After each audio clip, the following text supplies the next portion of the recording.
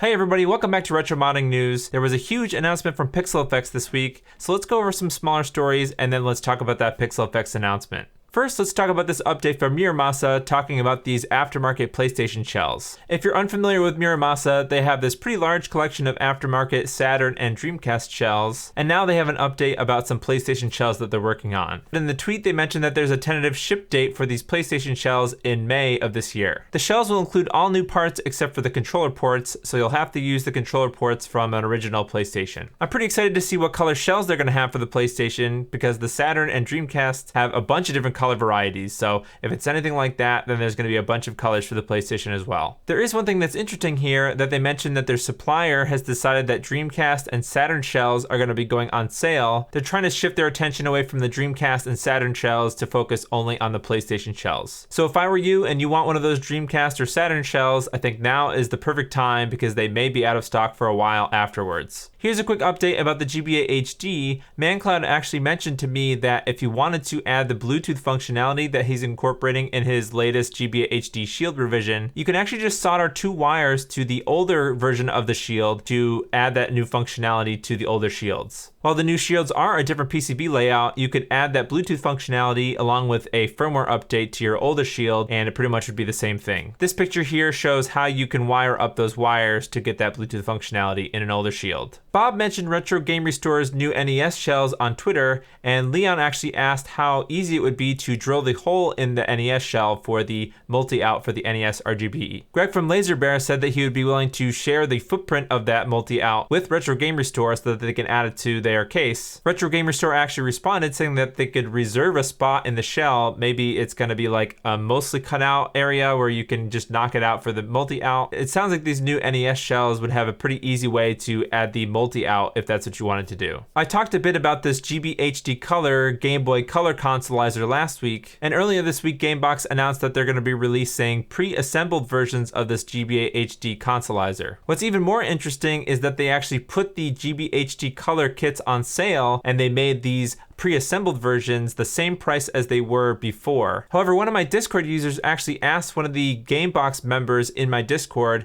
if they were going to lower the price of these kits so that it would kind of offset the cost of a Game Boy Color. They mentioned that they're trying to phase out the kits in favor of pre-assembled consoles so that people can just start playing the game instead of working on the mod. To me, this is really disappointing because I think a big part of this sort of retro modding community is doing the retro mod. I mean, I understand that they put a lot of time and effort into this product and they want it to be kind of professionally done, but in my personal opinion, that kind of makes me lose all appeal to this gbaHD Consolizer. For one, it doesn't really make sense for me to make a video about it anymore if people won't be able to get the kits in the future. And two, half of the fun is just wiped out if I can't actually put the kit together. I put a poll in the community tab on my YouTube channel asking you how important it was to do your own mods in your own consoles. I have a feeling that most people that watch this video have a strong desire to do the mods themselves instead of having someone else do it for them. But let me know what you think in this community tab poll. I'm interested to see what my community feels about pre-modded consoles. Alright, now let's dive straight into this PixelFX announcement from Twitter earlier this week. If you haven't already guessed it, they're announcing some of the features from the Morph, so let's hop into this article that they posted and look at the features. Most of this article is a PixelFX year in review, which is actually really interesting. I didn't really know that their original idea was to work on the Morph and the N64 Digital came afterwards. So go ahead and take a look at the top part of this article to get some interesting insight about the PixelFX company. But now let's get straight into the PixelFX Morph announcement. So right off the bat, they talked about the goals that they wanted to achieve with the Morph. Having input ports that work with all signal types, having an expansive system software, basically an OSD, web interface, and dynamic firmware loading, and an awareness of which console was connected to the scaler. If you can't already tell by these photos, these are BNC connectors in the back here. So right off the bat, there aren't specific RCA connections like component or composite, and there's no SCART connector. The general idea being that these BNC connectors would be able to accept any input type. Dan says that the BNC inputs will handle all video formats: component, composite, S-video,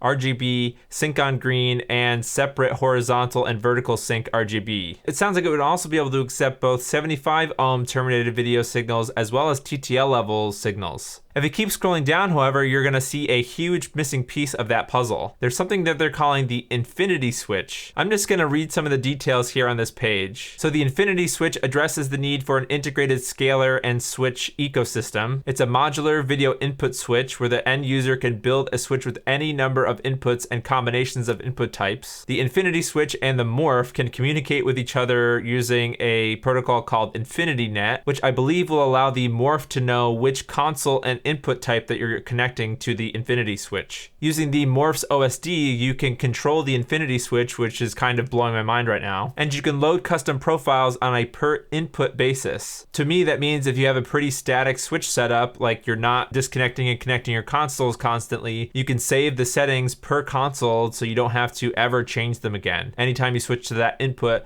your morph settings will automatically be applied. If we keep scrolling down, we'll see the different module types for the infinity switch. There's the infinity switch base module, which looks like it has the BNC video kind of outputs that go into the morph. Then we have a 4x HDMI switch, a SCART input, component S-video switch, VGA, and 5 BNC, which can be for any number of different RGB types. This bottom paragraph is really interesting. It says, by default, the infinity switch does not modify input signals and performs no transcoding. This way, the morph receives the signal in the native format that the console outputs. But then it says, however, due to its modular design, it's possible to expand the switch, releasing modules that convert things like RGB to component, component to RGB, and sync restoration modules. The ability to extend this infinity switch is really awesome in my opinion. Who knows what the heck we could want in the future, and now this infinity switch will let us just kind of plug it in and input it into the morph. And finally, they mentioned that after the morph and the infinity switch launch, that they'll release some fun new upgrade kits that we've been waiting for. I'm going to assume that these are all HDMI digital mods, but they're for consoles like PS2, Dreamcast. I'm assuming that this is the DC Digital V2, Xbox, GameCube, Wii, so Wii Digital, that's pretty cool, and other game consoles. Oh, and one more thing, Dan confirmed that the infinity switch will work without the morph. So it sounds like it's an independent product that you could use with other scalers such as the RetroTink 5X Pro